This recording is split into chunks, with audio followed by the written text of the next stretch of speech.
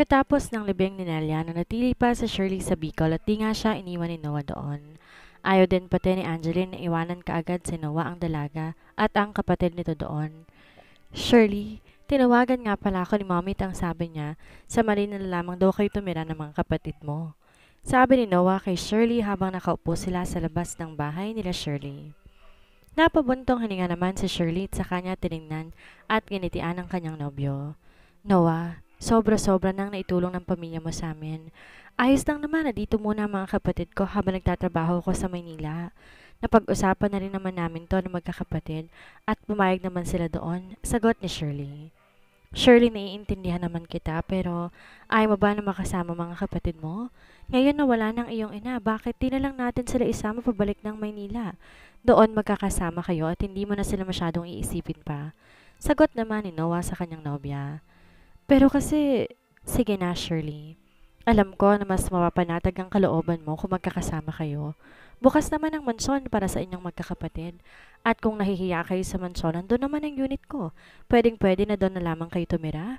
Pagpuputol ni Noah sa pagsasalita ni Shirley. Isang malalim na buntong hininga naman ang pinakawala ni Shirley at sandali pa siyang napaisip dahil may punto naman lahat ng sinabi ni Noah. Mas mapapanatag nga naman talaga siya kung kasama niya ang mga kapatid niya.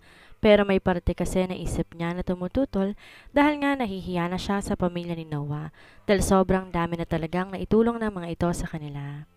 Huwag mo nang pag-isipan na mabuti yan, Shirley. Isama na natin ang mga kapatid mo, total naman, sila na lamang din ang narito. Ako lang bahala sa inyo pagdating sa Maynila, kaya huwag ka nang mag-alala pa. Sabi pa ni Noah kay Shirley nang di na magsalita pa ang kanyang nobya. Isang malalim na buntong hininga naman ang pinakawala ni Shirley dahil sa sinabi ni Noah. Sige, pupayag na ako. Siguro nga tama ka. Ngayon kami na lamang ang mga kapatid ko ang magdadamayan ngayon. Mas mabuti nga sigurong isama ko na sila ng Maynila para na rin sa ikapapanatag palagi ng isip ko. Pero Noah, sana payagan mo ako magtrabaho para sa mga kapatid ko. Hindi naman kasi maaari na sasandal na lamang kami sa iyo gayong kayo naman ang magtatrabaho. Sagot naman ni Shirley kay Noah. Dahan-dahan nang tumango si Noah at sa kanya seryosong tinignan si Shirley. Sige, pero kung di ka na pwedeng magtrabaho kay Nina, sagot ni Noah kay Shirley. Napakunot naman ang noo ni Shirley dahil doon. Ha? Pero bakit? Ayos naman ang trabaho kay Nina. Bakit ayaw mong sa kanya na lang ako magtrabaho? Saan naman pati ako maghahanap ng panibagong trabaho? Tanong naman ni Shirley sa kanyang nobyo dahil nakasanayan na nga niyang trabaho niya kay Nina. Sa opisina ko na ikaw magtatrabaho, magiging sekretarya kita? Sagot ni Noah. Sekretarya? Teka lang, wala akong alam sa ganyang trabaho at isa pa, hindi ako nakatapos ng kolehiyo. Sagot naman ni Shirley. Nginitian naman ni Noah ang kanyang nobya. Hindi naman na kailangan na nakatapos ka ng kolehiyo para maging sekretarya ko. Ako nang bahala doon. At ang isa pa, malaki ang sahod mo kung magiging sekretarya kita? Sagot pa ni Noah kay Shirley. Pero kasi Noah, ayoko naman maging unfair sa ibang mga empleyado mo. Ayoko naman maging sekretarya mo ko dahil lamang sa nobya mo ko. At ang isa pa, may sekretarya ka na, di ba? Sagot ni Shirley kay Noah dahil nag-aalangan siya sa trabaho na iniaalok sa kanya ng binata. Oo, may sekretarya ako. At kayong dalawa magiging sekretarya ko. Ngayon kasi, balak nang ipaabaya sa akin ni Daddy ang kumpanya. Mas lalong dadami ang aking trabaho. Kaya gusto rin kitang kuhanin na sekretarya ko at maging katuwang na rin sa kumpanya. Kaya huwag ka nang humindi pa dyan dahil hindi kita papaya magtrabaho kung hindi ka sa akin magtatrabaho. Seryosong sagot naman ni Noah kay Shirley. Napabuntong hininga na lamang si Shirley at napaigip na lamang siya kay Noah dahil talagang gumagawa to ng paraan para hindi niya nakahindi sa gusto nitong mangyari. Talaga yatang wala na akong kawala pa sa plano mo dahil kung hindi ako ay wala pa akong walang magiging trabaho. Umiirap pa na sabi ni Shirley sa kanyang nobyo. Bahagya naman na natawa si Noah kay Shirley at sa kanya ito kinabig at agad na niyakap. Hinalikan pa nga niya ito sa tuktok ng ulo nito, kaya naman agad nang gumante ng yakap si Shirley kay Noah. Ayoko lang na mahirapan ka. Gusto ko na makapagtrabaho ka ng maayos. Alam ko naman na hindi ka papahirapan ng kambal ko pero gusto ko kasi na maging komportable ka palagi. Sagot naman ni Noah habang yakap-yakap na si Shirley. Salamat Noah sa palaging pagtulong mo sa akin ha. Salamat at hindi mo ako iniwan sa panahong kailangan kita. Sagot naman ni Shirley. Mahal na mahal kita, kaya ako ginagawa yon. At hindi ako magsasawa na iparamdam sa iyo kung gaano kita kamahal. Sagot pa ni Noah. Shirley, pwede bang mahal na lamang itawag ko sa'yo? Dagdag pa ni Noah. Napabitaw naman sa pagkakayakap niya kay Noah si Shirley, tsaka niya tinignan ang bata at matamis itong initian. Oo naman, mahal. Nakangiti pang sagot ni Shirley kay Noah, kaya naman napangiti na lamang si Noah sa kanyang nobya at agad niyang hinawakan to sa pisngi. Agad dinampian ng magaan halik ang dalaga. Kagaya nga na napag-usapan ni Noah at Shirley, sinama na nga ni Shirley ang kanyang tatlong nakababatang kapatid pabalik ng Maynila. Pagkarating pa nila ng Maynila, agad na nga silang dumiretso sa mansyon dahil gusto ni Angeline na doon na muna dumiretso magkakapatid para naman makausap niya mga ito, lalong-lalo na si Shirley. Hindi kasi sila nakapunta ni Denver ng Bicol habang nakaburol si Nelia dahil marami nga silang trabaho sa opisina. At di nga nila yun maiwan lalo na't si Noah kasama ni Shirley ng mga panahon na yon. Ayos lang naman din sa kanila dahil naiintindihan naman nila na mas kailangan ngayon ni Shirley ang presensya ni Noah. Kamusta kayo, Iha?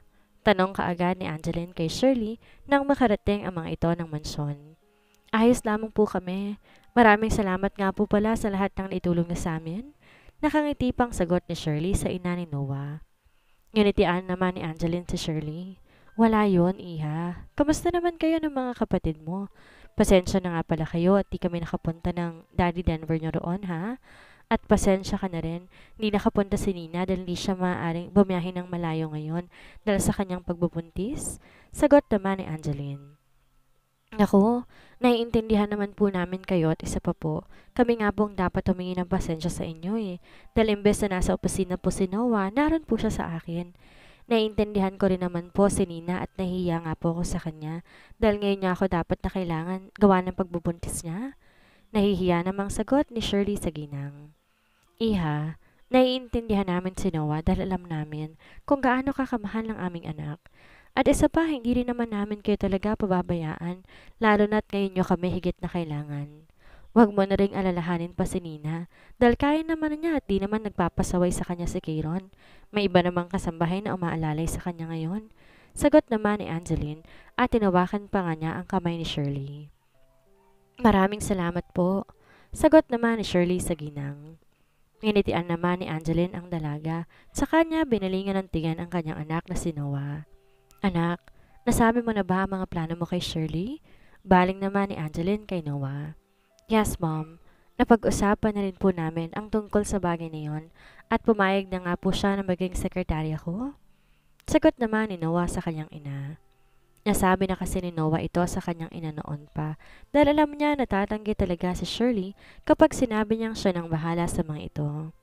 Nabanggit na rin niya to sa kakambal niyang si Nina at agad din naman tong pumayag dahil para din naman to sa kapakanan ni Shirley. Napabaling naman ang tingin ni Angeline kay Shirley, sa kanya itong initian. Huwag kang mag-alala, Iha. Hindi ka naman pababayaan ni Noah doon at isa pa, may makakasama ka rin naman doon kaya hindi masyadong mahihirapan bilang sekretary ni Noah. Sabi naman ni Angeline kay Shirley. Maraming salamat po talaga sa inyo, Mom. Kung wala po kayo, baka hindi ko na po talaga alam ang gagawin ko ngayon. Naluluha pa na sabi ni Shirley kay Angeline. Oy, huwag ka nang umiyak pa dyan ha. Dapat maging masaya tayo ngayon at itigil mo na yung kakaiyak mo. Alam ko, masakit mawala ng mahal sa buhay pero kailangan pa rin natin ipagpatuloy ang ating buhay. Kaya dapat mas maging matatag ka ngayon para sa iyong mga kapatid. Nakangiti naman na tumango si Shirley sa ginang, sa kanya ito niyakap. Salamat po, sabi pa ni Shirley, habang nakayakap siya kay Angeline. Hep hep, tama na yan ha, huwag ka nang umiyak pa, Iha. Sabay pang muli ni Angeline kay Shirley. Nga pala, Iha, sa ngayon, dito na lamang muna kayo ng mga kapatid mo sa mansyon tumira. Malaki naman tong mansyon at para naman magkalaman ito, dito na lang muna kayo magkakapatid. Alam ko naman, tatanggi ka na naman. Pero sana pagbigyan mo na muna ako, Iha. Masyado nang malungkot ang mansyon dahil halos kami na lamang ni Denver at Dimitri dito. Kaya mas gusto ko sana na marami tayo dito. Sabi pa ni Angeline. Napatingin naman si Shirley sa kanyang nobyo at gumitito sa kanya bago tumango. Sige po, kahit nakakahiya na po talaga sa inyo, tatagapin ko na lang po ang alok ninyo sa amin. Maraming salamat po ulit. Sagot naman ni Shirley na talagang napipilitan na lamang dahil nga nahihiya talaga siya na tumira sa mansyon. Nakangiti naman na hinaplos ni Angeline ang pisngi ng dalaga. Walang anuman, iha? Sagot ni Angeline sa dalaga. Oo nga pala, bago ko makalimutan. Ako na nga rin palang magpapaaral sa mga kapatid mo. Ang sasahurin mo, ipunin mo na lamang muna para sa future ninyo. Alam ko, tatanggi ka na naman. Pero nagpapaaral naman na talaga ako ng ibang tao, kaya gusto ko na rin silang isama doon. Dagdag pa ni Angeline. Naku, hindi na po.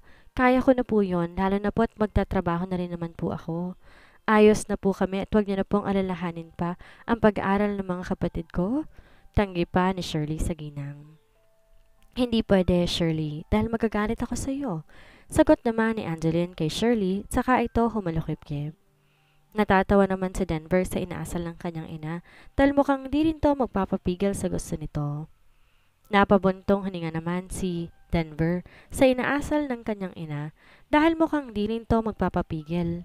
Talaga namang napakarami ng naitulong nito sa kanila.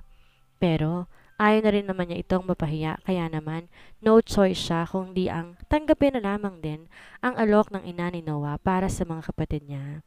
Sige po, kung yan po ang gusto ninyo, kahit na sobrang nakakahiya na po talaga sa inyo, sagot naman ni Shirley sa ginang. Agad namang napangiti si Angeline kay Shirley dahil mukhang suko kaagad ito sa kanya at talaga namang wala siyang balak tigilan ito dahil gustong gusto niya talagang tulungan ng magkakapatid. Ang mabuti pa, tara na munang kumain at alam ko, napagod kayo sa mahaba niyong biyahe para rin makapagpahinga na muna kayo. Mamaya ay papadala ko na lamang din sa mga kasambahay ang mga gamit niyo sa mga kwarto ninyo. Sabi pa ni Angeline kina Noah at Shirley dahil halos kararating lamang talaga ng mga ito at agad ngang nagpunta ang mga to kay Angeline. Ang mga kapatid naman ni Shirley naghihintay lamang din sa kanila sa sala. Agad naman na rin silang tumalima at agad na nga silang kumain. Pagkatapos nga nilang kumain ay tinuro na kaagad ng isang kasambahay kila Shirley kung saan ang magiging salid nila. Nagulat pa nga sila dahil tigi-isa nga sila ng kwarto na magkakapatid kaya naman lalong nahiya si Shirley sa magulang ni Noah. Tumanggi pa nga si Shirley doon at nakiusap na magkakasama na lang sila sa isang silid pero ayaw pumayag at di na kailangan ni Angeline dahil marami naman daw silid sa mansyon. Di nila kailangan magsiksikan sa isang silid. Wala na ngang nagawa pa si Shirley at ang kanyang mga kapatid, kundi sundin ang gusto ng ginang dahil ayaw din naman nilang suma ang loob nito kapag tinanggihan nila ang gusto nitong mangyari. Mabilis na nga lumipas sa mga araw at ngayon nga ang unang araw ni Shirley sa kanyang trabaho bilang sekretary ni Noah. Halos isang linggo rin muna siyang nagpahinga bago siya tuluyang pumasok sa kanyang bagong trabaho. Inalalayan niya kasi muna ang mga kapatid niya dahil nahihiya pa rin ang mga to sa ina ni Noah kaya naman tinulungan ni Shirley na makapag-adjust ang kanyang mga kapatid. Payo din kasi yun ni Angeline sa kanya na magpahinga na lamang muna kahit isang linggo dahil hindi naman nagmamadali ang bagong trabaho ng dalaga at kahit kailan naman pwede siyang magsimula nga doon. Sa nakalipas din ng mga araw, bumalik na nga rin si Noah sa opisina dahil panatag naman ang kalooban niya dahil nasa mansyon lang naman si Shirley, kasama ng kanyang ina at mga kapatid ng dalaga. Isang malalim na buntong hininga naman ang pinakawala ni Shirley bago siya bumaba ng sasakyan ng kanyang nobyo. At napapangiti na lamang si Noah kay Shirley dahil halata niyang kinakabahan talaga to ngayon kaya naman huminto muna sila sa paglalakad at hinarap ang dalaga. Hey, relax!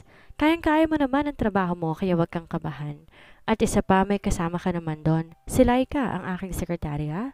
Sabi naman ni Noah sa dalaga. Sa kanya hinawakan ang kamay nito para palakasin ang loob nito. Pasensya na, kinakabahan kasi talaga ako eh. Baka kasi mamaya magkamali pala ako sa ginagawa ko. First time ko lang to na magtrabaho sa gantong kumpanya at masanay akong mag-alaga na lang ng anak ni Nina. Paliwanag naman ni Shirley sa kanyang nobyo. Napangiti na lang din talaga si Noah sa kanyang nobya. It's okay. Naiintindihan naman kita at masasanay ka rin naman. Sa simula lang talaga yan dahil maninibago ka. Hindi ka naman nag-iisa doon kaya huwag ka nang mag-alala pa, ha? Pagpapalakas pa ng loob ni Noah sa kanyang nobya. Matamis namang nilitian ni Shirley si Noah, saka siya gumante ng pisil sa kamay ng binata. Sige, masasanay din naman siguro ako pag tagal-tagal. Salamat. Nakangiti pang sagot ni Shirley sa kanyang nobyo. Okay ka na? Let's go. Pag-aayana ni Noah sa dalaga. Nakangiti namang tumango si Shirley kay Noah, kaya naman hawak kamay na nga silang pumasok sa loob ng kumpanya ni Noah. Hinihila pa nga ni Shirley ang kanyang kamay dahil pinagtitinginan nga sila ng ilang mga empleyado doon. Pero mukha yatang walang balak bitiwan ni Noah ang kamay ng dalaga hanggang sa makarating nga sila sa opisina ni Noah. Magkahawak kamay nga silang dalawa. Good morning, sir. Nakangiti pang bati ni Laika sa kanyang boss, saka nagawi ang tingin to sa babaeng kasama nito. Good morning din, Laika. Bati rin naman ni Noah sa kanyang sekretarya. Ito nga pala si Shirley.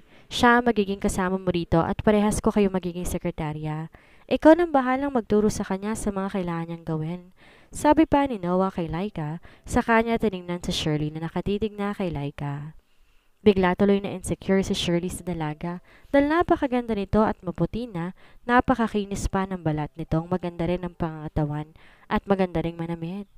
Maganda rin naman siya at maganda din ang pangangatawan pero morena kasi siya. Hindi pa sanay manamit ng pang-opisina, kaya naman naiiling nga siya sa kanyang suot na damit ngayon. No problem, sir. Ako na pong bahala sa kanya. Nakangiti naman na sagot ni Laika sa kanyang boss. Thank you. Sagot naman ni Noah, sa kanya binalingan ng tingin ng kanyang nobya. Paano? Maiwan na muna kita rito, Laika. Nasa loob lamang naman ako. Nakangiti pang sabi ni Noah kay Shirley. Tumango lamang naman si Shirley kay Noah, sa kanya itong nitian. Bago naman pumasok sa loob ng kanyang opisina si Noah, hinalikan niya muna sa noo ang dalaga, kaya naman napatingin doon si Laika. Nang wala na sa harapan nila si Noah, dali-dali namang lumapit si Laika kay Shirley. Hi! Ako nga pala si Shirley. Pagpapakilala ni Shirley kay Laika, sa kanya inilahad ang kamay niya rito. Ang formal mo naman, pero sige, ako nga pala si Laika. Sagot naman ni Laika, sa kanya tinanggap ang pakikipagkamay ng dalaga sa kanya. Tara na dito sa pwesto natin. Pag-aayana ni Laika kay Shirley at nagpatiunan na nga ito na pumunta sa kanilang table sa labas ng opisina ni Noah. May problema ba? Kinakabahan ka ba? Tanong pa ni Laika sa dalaga nang mapansin niya na medyo nanginginig ang kamay ni Shirley. Ha? Oo eh. Kinakabahan kasi ako. Natatakot kasi ako na baka magkamali ako sa ginagawa ko. Diretsahang sagot naman ni Shirley kay Laika. Nginitian naman ni Laika si Shirley. Sa kanya to hinawakan sa kamay. Ano ka ba naman? Huwag kang kabahan. Di naman kita pababayaan dito eh. Tsaka yung mga magagaan na trabaho muna ibibigay ko sa'yo para hindi ka mahirapan. Sagot naman ni Laika sa dalaga. Salamat. Pasensya ka na ha? Sagot naman ni Shirley habang nakatungo ang kanyang ulo. Hey, ano ka ba? Huwag ka nga mahiya sa akin. Ako nga ang dapat mahiya sa'yo eh. Sagot ni Laika, saka nilapit ang inuupuan niya kay Shirley. Nobya ka ba ni Sir Noah? Tila kinikilig pang tanong ni Laika kay Shirley. Nagulat man sa tanong ni Laika, nahihiya namang tumango na lamang din si Shirley dito. Kaya naman ang laki ang mata ni Laika dahil doon. Really? Girlfriend ka ni Sir Noah? OMG! Kaya palang sweet niya sa'yo eh. Kinikilig pa na sabi ni Laika. Dapat pala hindi ako magpasaway sa'yo kasi baka isumbong mo ako kay Sir, dagdag pa ni Laika. Naku, hindi ah. Bakit naman kita isusumbong? Kapag oras ang trabaho, dapat trabaho lang tayo. Labas na ako may relasyon kami ni Noah doon. Sagot naman ni Shirley. So, pwede kitang maging kaibigan? Tila nagniningning pa ang mga mata na tanong ni Laika kay Shirley. Oo naman. Nakangiti pang sagot ni Shirley. Wala rin naman kasi akong kaibigan. Sagot naman ni Shirley. Wow, sige. Simula ngayon magiging magkaibigan na tayo at soon magiging BFF na kita. Ngiting-ngiti pa na sabi ni Laika, kaya naman napapangiti na lamang si Shirley dahil may pagkamakulit din pala si Laika. Sa unang araw ng trabaho ni Shirley, naging maayos naman ang lahat at talagang tinutulungan nga siya ni Laika sa lahat ng bagay hanggang sa matutunan na yon. Madali rin kasing nakapalagay ng loob ni Shirley si Laika dahil palabiro nga ito at nawala nga ang pagka-insecure niya sa dalaga dahil mabait naman pala to at kalog pa. Akala niya kasi susungitan siya nito dahil nga baka mabagal siyang magtrabaho pero di naman pala dahil sobrang bait nga nito sa kanya. Mabilis ngang lumipas ang isang linggo. Natutuwa nga si Laika dahil madali lamang matuto si Shirley sa mga itinuturo niya rito at talaga naman na seryoso to sa pagtatrabaho nito. Nagkakasundo rin talaga silang dalawa, kaya nga ang tawag na nila kay Shirley ay BFF kapag hindi nila kaharap si Noah. Dahil nahihiya pa rin naman si Laika sa kanilang boss dahil alam nga niya na magkarelasyon ng dalawa. Ngayon nga maagang pumasok sa opisina sina Noah at Shirley at pagkarating nga nila doon, wala pa si Laika kaya naman pinapasok muna ni Noah sa loob ng kanyang opisina si Shirley. Kamusta ka naman sa iyong trabaho? Nahihirapan ka ba? Tanong na ni Noah kay Shirley habang binubuksan niya ang kanyang laptop. Habang si Shirley naman ay naupo sa muna sa sofa na naroon lang din sa opisina ng binata. Ayos lang naman ako doon. Di ako masyadong nahirapan kasi tinutulungan talaga ako ni Laika hanggang matutunan ng mga trabaho ko. Sagot naman ni Shirley. Mahal, alam mo ba, sobrang bait pala ni Laika. Akala ko masungit siya nung una eh. Pero di naman pala't nakapalagayin ko na siya agad ng loob. Dagdag pa ni Shirley habang iting-iti pa nga itong nagkukwento sa nobyo. Napangiti si Noah sa sinabi ni Shirley dahil akala niya baka biglang sumuko na lang to sa trabaho. Pero mukhang nakahanap pa nga ng bagong kaibigan at walang iba yon kundi si Laika. Of course, mabait yang si Laika. Ayoko kasi ng sekretary na ma-attitude. Nakailang palit na rin ako na sekretary dahil sa mga ugali nila. Si Laika lang talagang tumagal dahil nga mabait. Alam ko rin magkakasundo kayong dalawa, kaya hindi ako nangangamba sa magiging trabaho mo dito. Nakangiti pang sagot ni Noah sa kanyang nobya. Ilang sandali pa nga nananatili doon si Shirley at akmang lalabas na sana si Shirley para tingnan kung nariyan na si Laika na may biglang kumatok sa opisina ni Noah kaya naman nagkatinginan silang dalawa. At dahil nga palabas na rin sana siya, si Shirley na rin ang nagbukas ng pinto ng opisina ni Noah. At gano'n na lang ang gulat niya na makita niya kung sinong kumakatok sa pinto ng opisina ng binata. Oh, look who's here! Noah, hindi ko akalain na kasama mo na pala ngayon ang iyong alalay sa opisina. Ano siya rito? Tagalinis ng opisina mo? Agad nabungan ni Jessie nang makita niya si Shirley. Tiningnan pa niya ito mula ulo hanggang paa bago niya ito nilampasan. Hindi naman umimik si Shirley at nanatili lamang siyang nakayuko sa kanyang kinatatayuan hanggang tuluyan na ngang pumasok si Jessie sa loob ng opisina ni Noah. Anong kailangan mo at bakit narito ka? Baliwalang tanong ni Noah kay Jessie. Parang wala namang narinig si Jessie at dire-diretso lamang tong lumapit sa binata. Akmang hahalikan nga to ng dalaga sa pisngi pero agad umiwas si Noah dito. Sungit? Sabi ni Jessie, kasabay ng pag-irap niya sa binata. Saka siya naglakad papunta sa sofa na naroon, saka to prenteng na upo doon. Nasundan na lang ng tingin ni Noah at Shirley si Jessie, at napapakunot na lamang talaga ang noon ni Noah dahil hindi niya alam kung ano bang kailangan na naman ng dalaga sa kanya. Miss Jessie, ano bang sadya mo at narito ka? Marami akong trabaho at wala akong oras makipagdiskusyon sa'yo. Di na nakatiis sa sabi ni Noah, saka siya tumayo at agad nalapitan si Shirley. Nalalabas sa sana to ng kanyang opisina. Inapit pa niya to sa bewang, saka niya ito inakay paupo sa sofa, nakatapat na inuupuan ni Jessie. Naikayom na lamang ni Jessie ang kanyang kamao dahil talagang pinapakita sa kanya harap-harapan ni Noah na sweet ito kay Shirley. Talaga bang marami kang trabaho? O naglalandian lamang kayo ng mang-aagaw na babaeng yan? Nakataas pa ang kilay na sabi ni Jessie.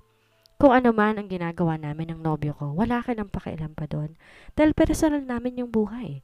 Sagot ni Noah, saka siya tumingin kay Shirley. Ngayon, ano bang kailangan mo at narito ka? Muling tanong ni Noah kay Jessie. Pilit naman nang umiti si Jessie sa dalawang nasa harapan niya. Well, gusto ko lang naman kamustahin ang fiancé ko. Matagal-tagal din kitang nabisita at matagal-tagal ko ring pinagbigyan ang kahibangan ng bastardang anak ng aking ama. Kaya ngayon narito na ako para bawiin ang dapat ay sa akin lamang at di na ako makakapayag pa na may umagaw sa mga pag-aari ko lamang dapat. Sagot naman ni Jessie na may kasamang gigil sa pagsasalita.